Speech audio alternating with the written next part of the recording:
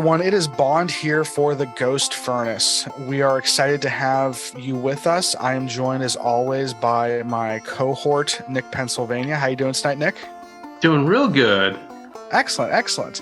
Tonight, Nick has a story for us, which I'm really excited to hear because, as you guys know, it's been a few weeks since we have been here with you. We've been very busy with some other audio journeys in recording. So we've been unfortunately a little busy, but it is now spooky season and we're going to have some more episodes for you coming up hopefully here. I'm lucky enough tonight to have Nick here with me who has a story about some phenomenon, a gentleman, and something about rain. I'm going to be learning about this along with you guys. So really excited to hear where this goes. So Nick, what story do you have for us this evening? Yeah, Brendan, thank you much. I have a story. I've told it before on our Dr. Pennsylvania thing, but that was a couple years ago, I want to say. If you are interested, you can go back to Dr. Pennsylvania, episode 65. I get more in depth into it. But I wanted to share this with you tonight and kind of get some of your thoughts and feedback. I'm obviously going to share my take on this. This is, again, another one of those interesting stories. I feel like we have to categorize these somehow, some way, of the birth of a story and how that story can kind of take a life of its own and get very far away from the origins. And so here's the story. There was a man out in eastern Pennsylvania in Stroudsburg. This is in Monroe County, near the border with New Jersey and New York. Back in 1983, as a young man, there was a guy, he's still around, named Don Decker. Now, he was in jail at the Monroe County Correctional Institute, a minor thing, receiving stolen property. He was 21 years old. While he's in jail, I think he had a 6-month sentence, his grandfather dies. So he gets a weekend furlough, essentially, to attend the funeral. And he goes to the funeral, and this is where the stories diverge. In the Dr. PA episode, I talk about there's two kind of different but very similar stories. The first one goes that he attends the funeral. He's very upset because his grandfather was very abusive towards him in some capacity as he was a child. And it's either hearing all the sad stories, all the memories of kind of painting this person in a rosier light than Don felt that he should be, knowing this other side of him, kind of sent him to a dark place. And so he ended up staying at his friends, the Kiefers.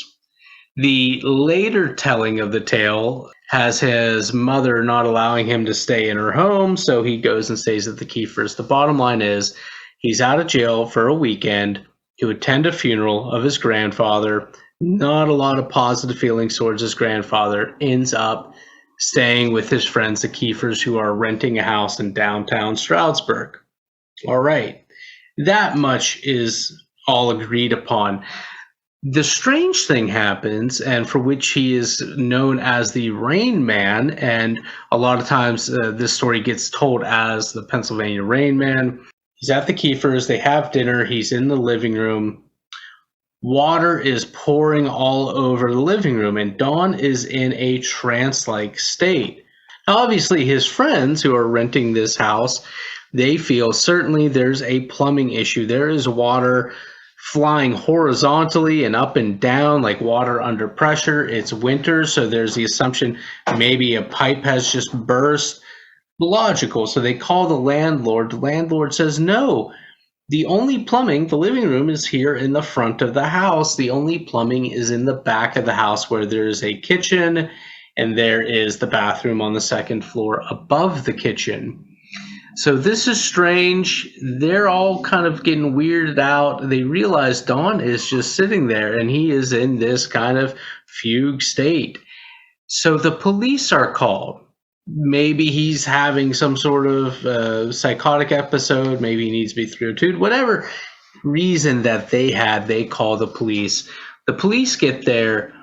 They had been interviewed for Unsolved Mysteries. There was a whole episode about this story that aired in 1993.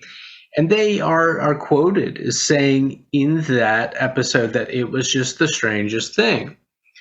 So they were eventually called back because this was not a police issue.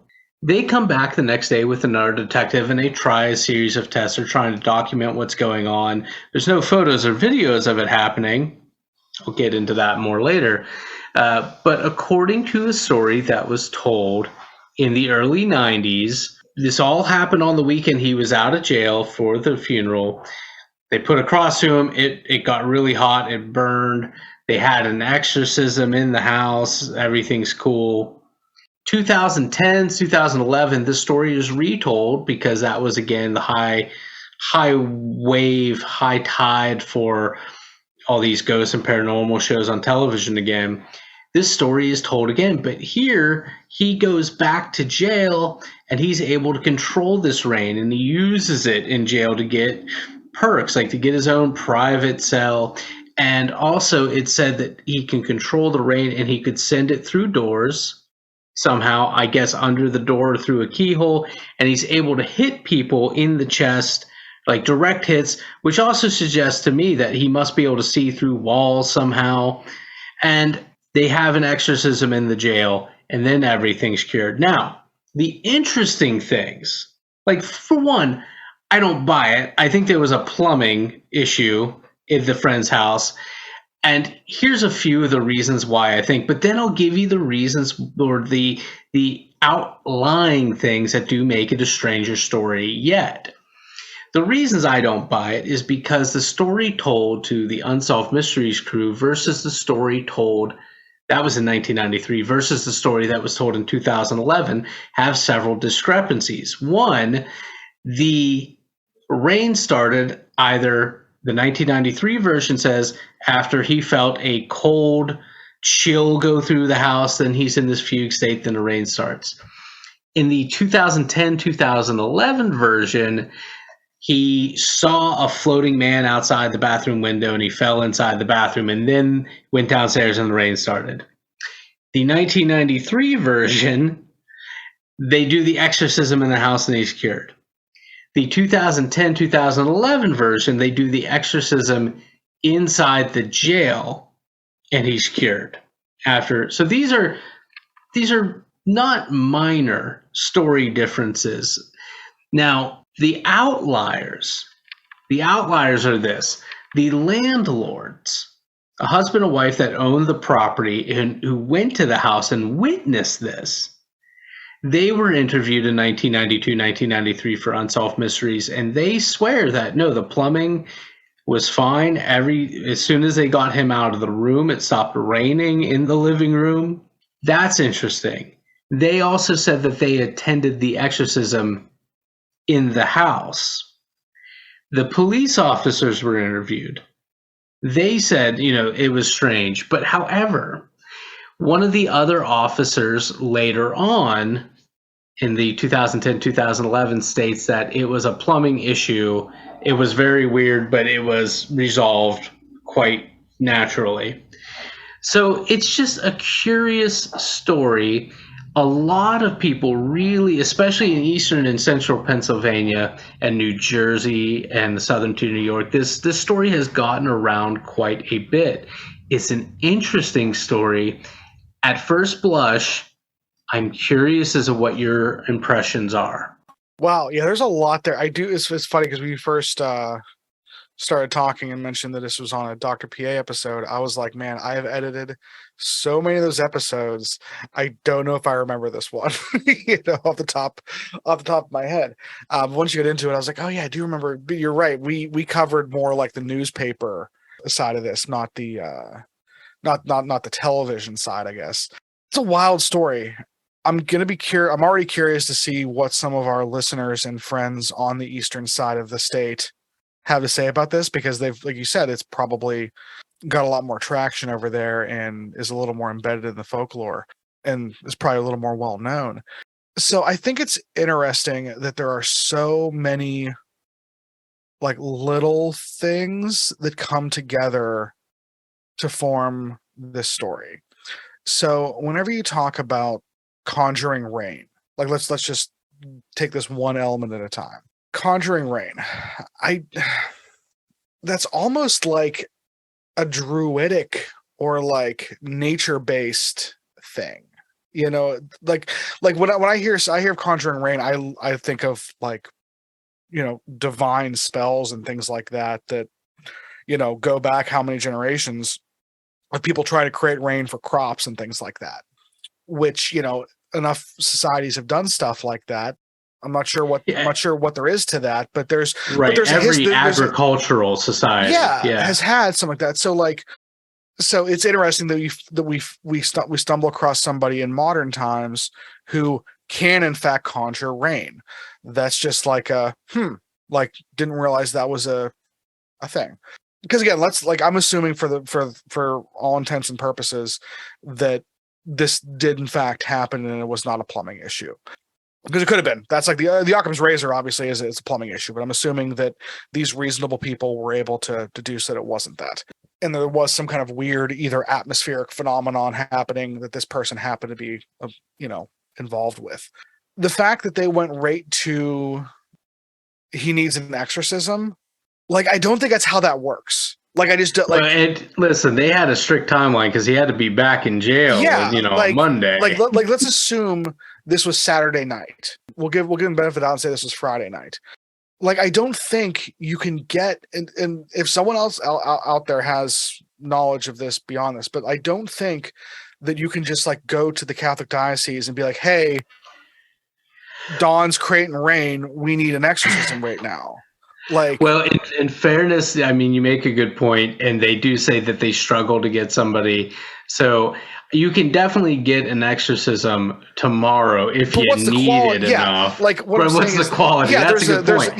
Like you're either getting it's either going to be quick. It's either going to be quick, cheap, or it's going to be good. Like, you know, Debbie's drive-through exorcisms. Yeah. So well, listen, there's always going to be the televangelist type. That's true. That is going to provide you with an exorcism. Yeah. So, but they did struggle, and they mentioned that they had a hard time until eventually they got somebody that came so in. I'm gonna give them the benefit of that doubt to say that in whatever denomination they were or whatever, you know, culture they were in over there, they had someone around who could perform an exorcism like that on a Saturday night. Nothing else going on. Have you spent time in Strasbourg? I know. I mean, I have not, but man, I've heard. I mean, that whole part of the state's nice typically. So, but I think it's interesting that they went to exorcism first, and it's even odder that, according to both accounts, whether it happened at the house or the jail, that the exorcism actually worked and stopped the activity.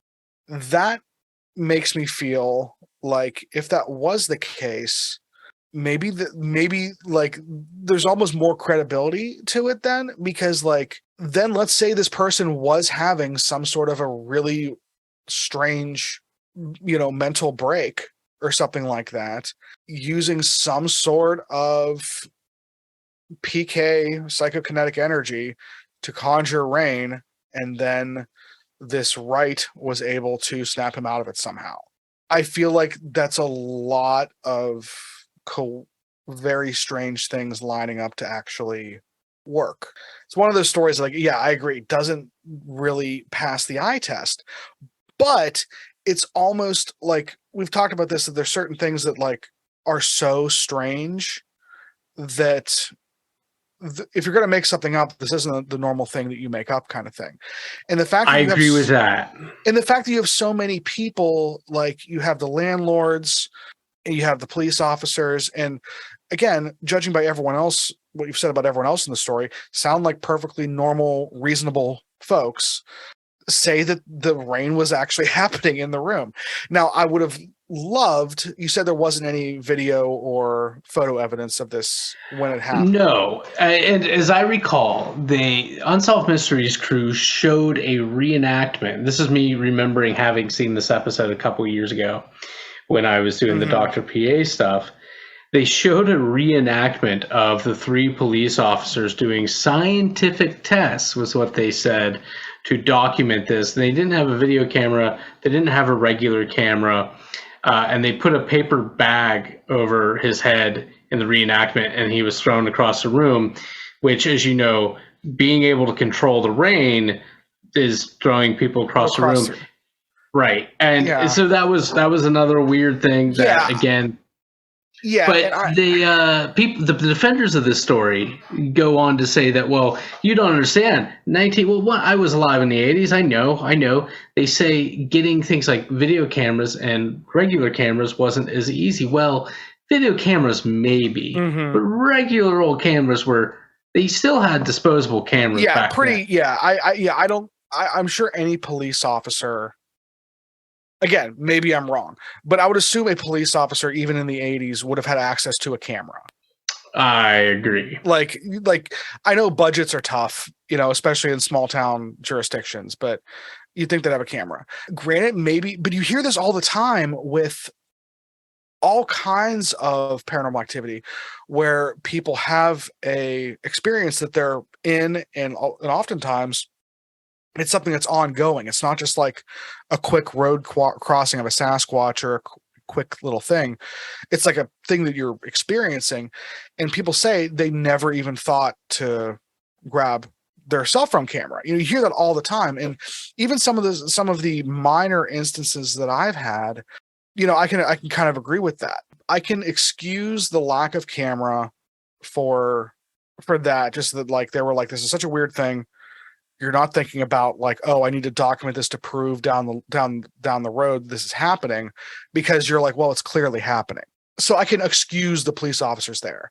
I can also excuse any of the kind of secondary weirdness that has to do with, like, the TV shows, because, like, you have producers that are like, well, but what if this happened? Like that happens in these shows. Like reality TV was still, like, it's all made, the whole thing's made up, 100%. So, and this is speaking from someone who was a cameraman for the Today Show for one day. But we all know that, like, it's not real. Like, sorry folks, it's not real. Like, as real as any show is, there's a line producer, there's production staff, which is fine. I'll give you a perfect example. I'll give you a perfect example. Anytime you see a show and they're meeting somebody at the door and they're saying hi, those people are already mic'd up, or you couldn't hear them. You have the people inside are mic'd up already. They're wearing mic packs. The people on the outside are wearing mic packs. And that's fine. Yeah, that's fine. And it's like one of those things where, like, I remember there's a very I'm sure it's still popular, a very popular show. I'm not going to name the show, but it had to deal with finding antiques in strange places. And the two hosts would be like, oh, this looks like a fun place. And, go up to it. And the wacky old guy would be like, you're on my property. Yada, yada, kind of thing. It's like, well, you already have a lav mic on. Like, it's, exactly. The three of you have been chatting in this yard for an hour. Exactly. Yeah. And it's fine to create that story and create that little bit of new, like, it's fine. There's nothing wrong with that. There's something inherently dishonest in it, but you shouldn't take that scene as, like, a document, I'll say it's dishonest, but it's not evil. No, it's not evil. It's not evil. It's the suspension of disbelief in entertainment, and that's, there you go. Again, there's a difference between entertainment and, like, documentation of something that happened. And because of media, the natural tendencies of media, those lines do get blurred sometimes, and you have to use a little bit of intellectual, deduction to parse those things out. So, but what I'm saying is, so I don't necessarily even blame Unsolved Mysteries or whichever of the 2010 shows it is for some of those weird things. Now, I don't think when you brought up the thing where you said in one instance he was in the bathroom and saw a floating person outside, and then, Unsolved Mysteries definitely would have run with that, even if they were pressed for time.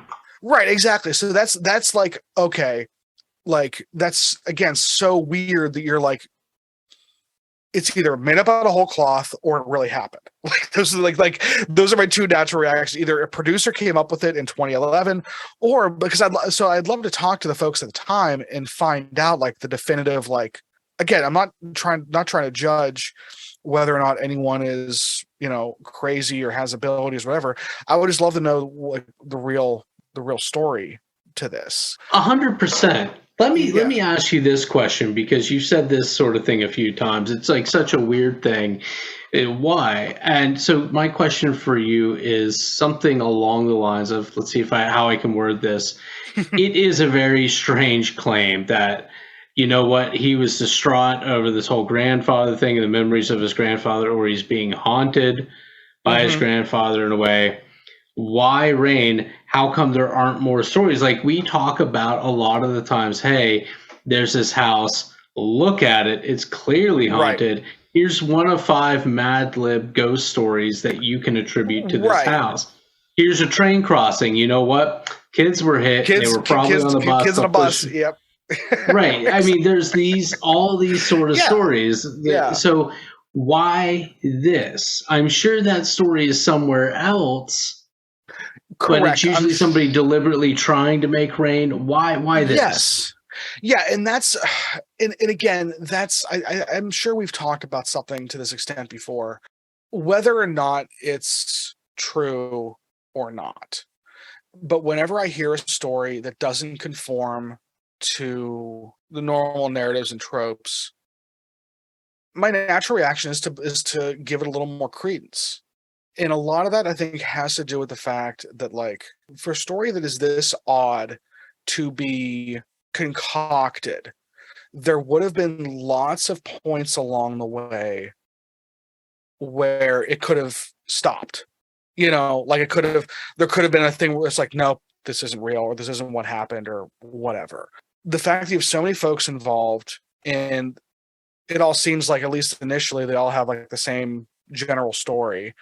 It would take all those people getting together and be like, you know what would be a good story? There's no benefit for, if this guy was in jail for 6 months and he's 3 months in, doing anything that's going to prolong his sentence doesn't seem like a great idea. So, like, but how would this potentially prolong that?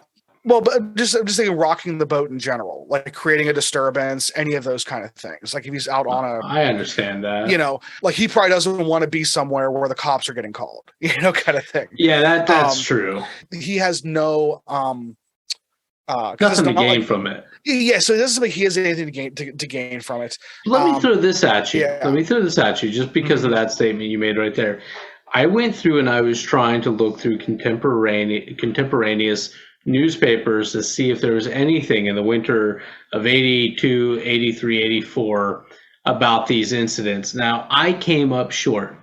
Granted, and I think I acknowledged this when I recorded the Dr. PA, that I could have missed something, or, you know, my resources aren't entirely thorough. So maybe there was, but I didn't find anything in any Scranton, Wilkes-Barre area or across the Jersey line, any stories about this at the time.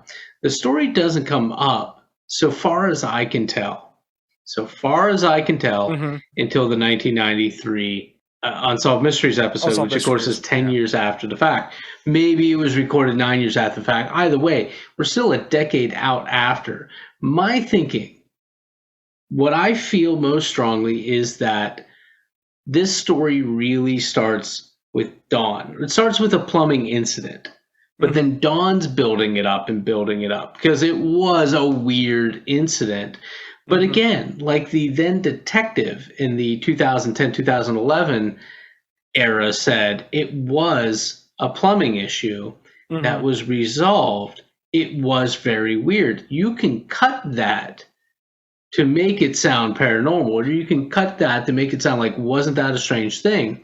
And then over the years, the additional things, well, if I made it rain, but when I was first telling these stories, I wasn't controlling the rain. It was something happening to me. I'm controlling the rain. I'm more powerful. I'm hitting people in the chest in a prison, and these producers will eat it up, whatever.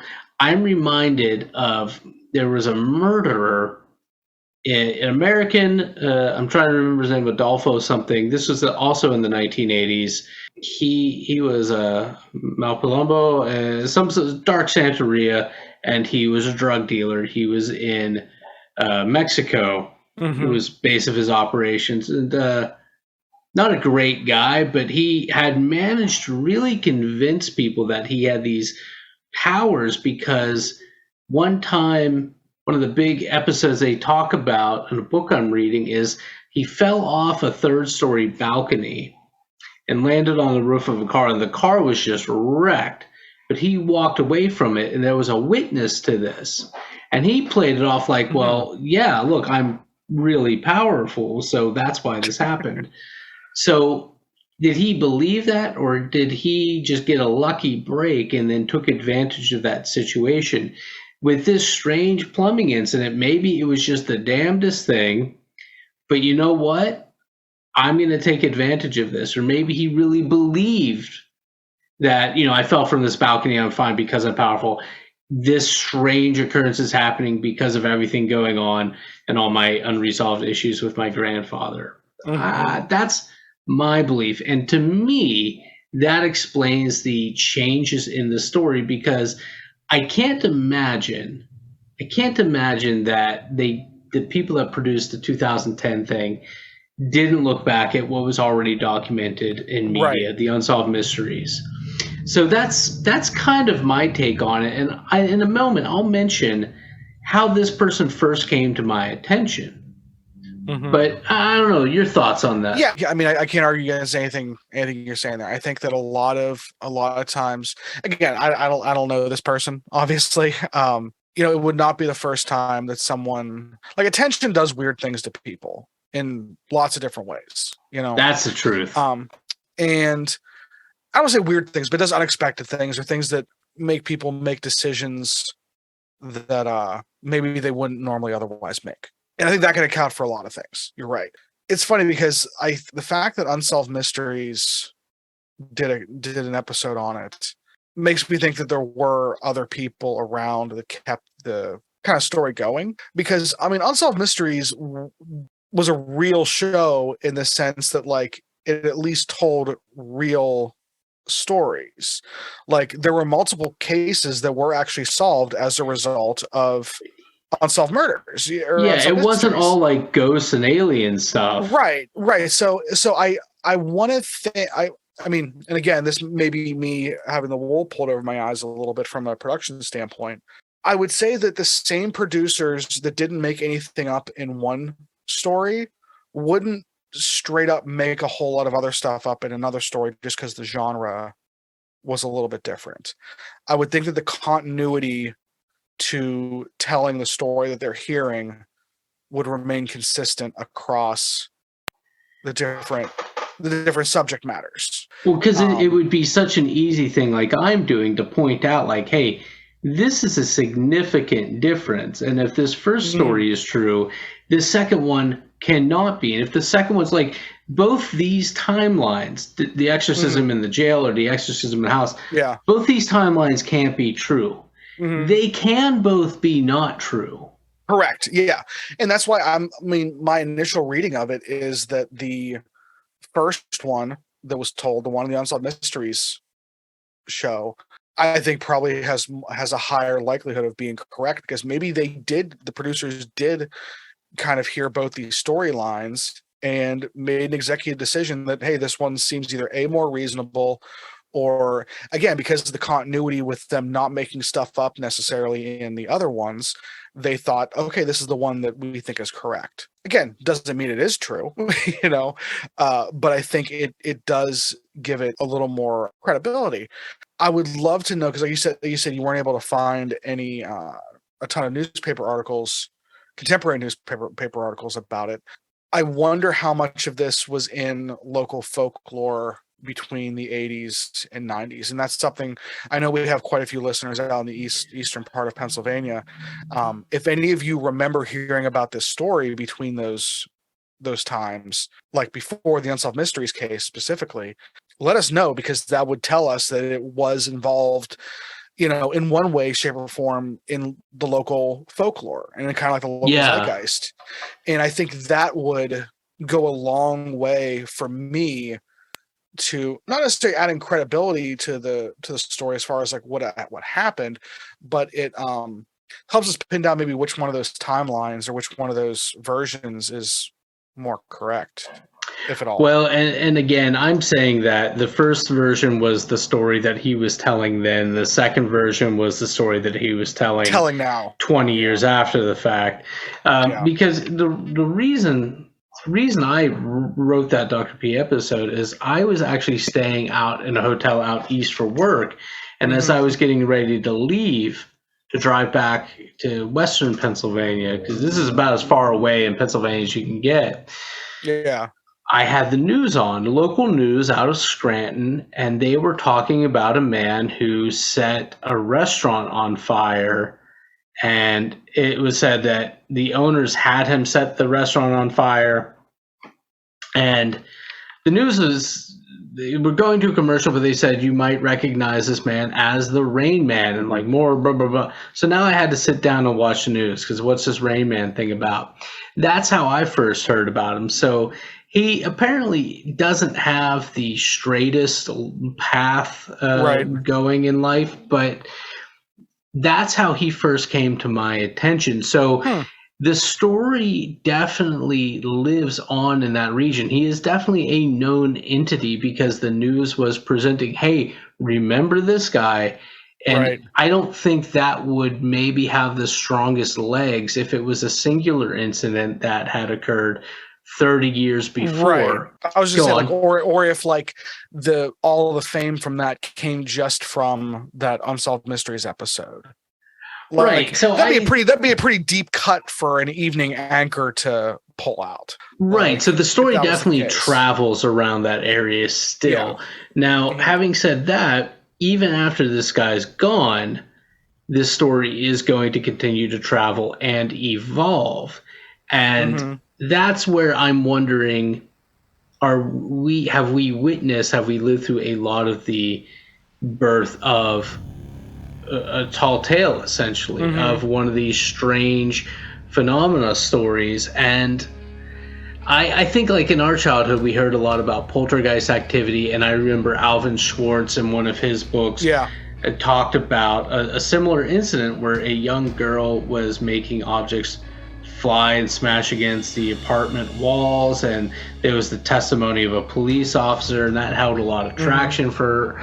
You know, so it was I think we are seeing a similar thing with this Rain Man story. So I'm curious to see if, even with all the technology and all the access to fact checking and everything, if this story will evolve like the stories of yesteryear have, and that still stay with us.